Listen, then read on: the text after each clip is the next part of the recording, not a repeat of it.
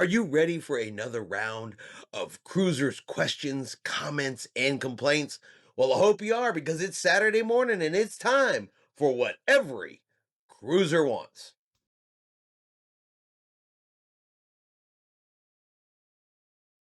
Good Saturday morning, everybody. Chris here with High Seas Cruising, and we are back. We have more comments, some questions, some complaints from different cruisers out there. So, after a week of looking through all of the different comments, I have picked out some ones I think you guys are really going to get a kick out of this week. So, let's jump right in. Let's ask ourselves, are these people right? Are these people wrong? Are they speaking for everybody out there? Do they know what every cruiser wants? Now, some questions that I see put out there on cruise boards and different posts out there, they've got to either be absolutely clickbait, meant to drive people crazy, or there's some people out there that just truly and really don't know anything whatsoever about cruising. And it's comments like this that make me think that. Is there a certain deck that you can fish off of? Somebody did ask that on the internet, whether or not you could fish off your cruise ship. Is there a deck for fishing? And ding, ding, ding, the answer is none. They do not allow fishing off the side of your cruise ship, just in case this was a real question. Here's another example of one that a question I came across that I don't know that's going to get a whole lot of public support. I'm not sure this is something that cruisers really want on board their cruises. I mean, I could be 100% wrong, but have any of y'all ever thought this? Should adults only cruises have adult venues like strip clubs? What are your thoughts? I very well could be in the minority here, but I have never once in my entire cruising career ever boarded the cruise ship and said to myself, I hope there's a strip club on board because nothing beats a sea day like folks swinging around on a pole. Anybody else ever had that thought? Now, here's one for you. There is a lot of comments out there all the time about chair hogs. And that's people that go particularly to the pool area super early in the morning, put their stuff on a chair, and then just disappear for hours on end. They come back later on in the afternoon and expect their chair to still be there, their stuff still to be on it, even though they haven't been in it for the majority of the day. And while we've seen a lot of comments from people that don't like chair hogs, how about one from somebody who thinks it's okay? If I wake up at 5:30 a.m. to save pool chairs, those chairs are mine all day. I don't care if I leave for breakfast, lunch, a nap, a walk around the ship. That's called planning ahead. Y'all just mad you overslept. So what do you guys think? Is that planning ahead? Is that chair hogging? Is this individual right saying, hey, I got up early. I went and got my chairs. Not my fault you didn't do the same thing. Is there any merit to that statement for people that say they don't like chair hogs? Now let's talk about the arch nemesis of cruising, bad weather. If you're an experienced cruiser, I'm sure you've had rain on your ship. I'm sure you've pulled into a port and it has rained on you that day. But the real question is the cruise lines responsible if it rains? If you book an excursion and it rains on your excursion, are you owed a refund? Or is that Mother Nature just doing her thing? Now, I got a comment from somebody that this happened to on Royal Caribbean. And of course, they blame Royal Caribbean. Royal Caribbean is dishonest, even though this is normal for all cruise lines. So if they experience this with any other cruise lines, the outcome is probably going to be pretty similar, but it really, really bothered them that it rained on their excursion. Buyer beware. If you purchase tickets to Royal Caribbean Beach Club and you go to the island and it starts raining, you will not get your money back. We were there for literally an hour, had one drink, started pouring, and they closed the pools. I asked for a refund. They told me they'd give me $25 per person. And I asked the guy, will they return it to my credit card? And the guy said yes. Come to find out that the $25 credit was a non refundable on board credit that they didn't actually put in my account until 4 a.m. the morning of disembarkation day. So I am very disappointed. I paid $80 a ticket, 4 tickets, lost $320. I will never go on Royal Caribbean again because they are very dishonest. I will be posting this on every cruise website I can find. Now, the comments that were below this were not supportive of this particular individual. Experienced cruisers, so they know rain can play a part in your day. And a lot of times, unless it's just a bad weather day, a rain shower in the Caribbean, one, usually doesn't last that long and usually is not that much of a problem. But I do like the line, Royal Caribbean, they are dishonest. Why? Because they didn't give you a refund over rain? Did they promise you a refund if it rained at Royal Caribbean Beach Club? Now, I'm pretty sure they didn't, but what do you guys think? Should the cruise line be responsible for refunding if it rains while you are at the beach? Is that even need to be a thing? And finally, I got one more for you, and this one's a long one. But I think it's an important one because this once again emphasizes the fact that travel documentation is the cruiser's responsibility. It is your responsibility to know what documentation you have to have in order to board the cruise ship, especially if, say, you're going to another country to board the cruise ship there, or that cruise ship is going to some other countries that you're not familiar with, you need to know, do I have visa requirements? Have I done everything I need to do to get those visas?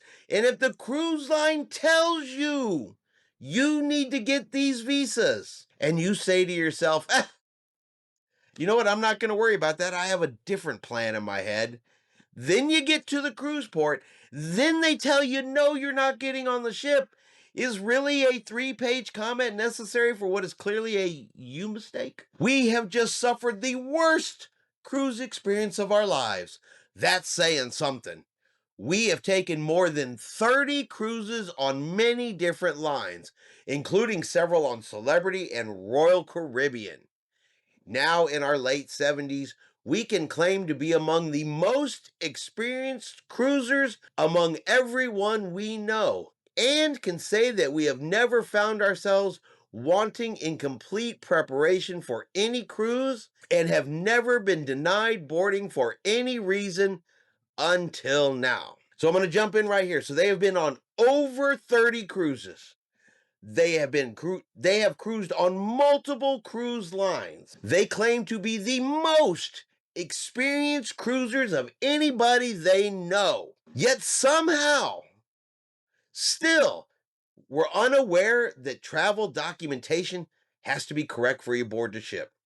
Let's keep reading. In December, we purchased the Celebrity Equinox 17-day repositioning cruise, leaving from Buenos Aires on March 30th, with the final destination of Barcelona. We selected a veranda cabin in the exclusive Aqua Class category at a cost of $5,356, which we paid in full by December 25th as instructed, and received confirmation under our reservation. We were especially looking forward to this trip to celebrate our 50th wedding anniversary. Throughout the period until departure, we received a number of messages regarding requirements necessary for boarding seamlessly, all of which we accomplished and were given completed boarding passes. As we had arranged air flights and pre-cruise stay in Buenos Aires on our own, we were therefore confident that no further preparations were needed. Reporting to the cruise center at our pre-planned time for check-in, we were directed away from the proper entrance to a special desk where we were informed that we would be refused boarding due to the fact that we had not secured visas for entry to the Brazilian ports to be visited in the first few days of the cruise. Yes, we had been given instructions regarding the expensive and time-consuming securing of such visas necessary for US, Canadian, UK, and Australian citizens, but had decided we would simply remain on board the ship at those two Brazilian ports, thus avoiding the complication and expense of applying for the visas.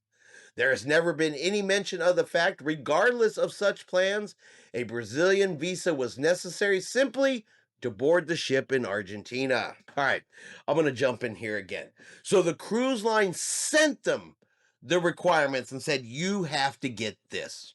They had been given and admitted to have been given the instructions to secure these visas to enter into Brazil, but said these are expensive, these are time consuming, so we didn't get them. So just so we're clear and up to date, they're experienced cruisers, more than 30 cruisers. They have more experience than anybody they know. The cruise line sent them the documentation saying, you need this. They said, we're trying to avoid time and expense. That's where we are so far. They've been told no, they're not getting on the ship. Is anybody surprised at this point? But we're not done. And we were not alone. Having been rejected from the cruise center, emburdened by our luggage intended for an extended cruise, we found some chairs in the outdoor parking lot next door while attempting to find a solution to the problem. We surprisingly discovered that many experienced passengers were in the same situation. The rejected crowd ballooned to some 150 or so passengers, turned away with no solution to the problem, despite attempts to reason with cruise personnel, travel agents, and even with assistance from US and Canadian consulates. Feeling desperate ourselves, we could only imagine how people who had flown all the way from Australia at great expense and discomfort were reacting. We waited in the parking lot for several hours, hoping for something to happen until the ship actually left port, with all these customers who had paid thousands of dollars each left behind. At that point, armed security officers arrived to order us all off the property to a public venue where everyone struggled to find transportation back to the city, make reservations at hotels, and reschedule their planned flights home from Barcelona. So they tried to find solutions to this problem. They reached out to the cruise line, who, well, they don't control the entry requirements for Brazil. They got to follow the Brazil requirement. They reached out to their travel agent. Can't do anything about the requirements for Brazil. You can reach out to the US and Canadian consulates. Again, they don't control the entry requirements for Brazil. You know what the solution was? Follow the instructions from the cruise line you got at the beginning. To me, that all seems clear by this particular point. You were told, you didn't do, here's your consequence. But do you think these people believe it's their fault? Or is there more to the comment? All of this could have been avoided and we would be enjoying our 50th anniversary cruise right now, if only Celebrity had simply informed us of Brazil's unique and greedy requirement that all passengers must have visas, even if not going ashore. Yes, Celebrity has no control over Brazil's laws, but it does have full control over its communication with its customers, and this is where its responsibility failed. Since the whole trip would not have been planned at all without this cruise, we expect to have the full cost of our entire trip reimbursed, including the cruise fare, the onboard extras we purchased in anticipation of the cruise, as well as all of our airfares, hotel costs, and other travel expenses. See an accounting of these charges attached. Receipts can be made available if necessary. Please note, we are not including the cost of food or drinks or other personal expenses encountered on this trip. All of this could have been avoided if Celebrity Cruise Lines had informed them of this requirement. Which did they not say Celebrity did inform them of this requirement 2 paragraphs ago? They sent us the emails, but we said it's expensive and it's time consuming. So we didn't do it. So whose fault is that? Yours or Celebrity's? Who told you? How did Celebrity fail to communicate with you that you needed this visa when you admitted they sent you the email about the visa? But at the end of the day, you know these type of people. It's never their fault. It's only the cruise line's fault. And now the cruise line owes them money. They want the cruise fare, airfare, hotel. They want it all. They got an accounting list just for the cruise line. And does anybody think the cruise line's going to pay up? So, what do we take away from this? If the cruise line sends you a visa requirement for a cruise you're going on, make sure you're meeting that visa requirement. Saying, I'm going to stay on the ship. Okay, I get that you're not going to get off of the ship and step on land, but you do realize that the ship has already docked in Brazil. You don't have to step on the land to be in their country. Their visa requirements can be within their waters of their country. So saying to yourself, well, if I don't get off the ship, the visa requirement doesn't apply to me. Yeah, clearly, in this case anyway, that does not work. As cruisers, you don't get to pick and choose what visas you want to get and not want to get and expect to still get on the ship. I personally think these people are 100% admittedly at fault. The cruise line owes them absolutely nothing, but I'm going to throw it out there to you guys. After all of that, should the cruise line reimburse them? Did the cruise line do anything wrong? Or these people who have taken 30 cruises and are the most experienced cruisers of anybody they know, should they have just followed the instructions the cruise line sent them? And that is going to be our video this week for what every cruiser wants. You guys let me know in the comments below. Do you agree? Do you disagree? Are any of these people right? Do they speak for you? Now, if you've enjoyed today's video, do me a favor and hit that like button. If you haven't done so yet, do me a favor and hit subscribe. It is free to do so. Helps our channel grow. Let you know anytime we put out a new video. Hope everyone out there is having a really great day. And like always, we will see you out on the high seas.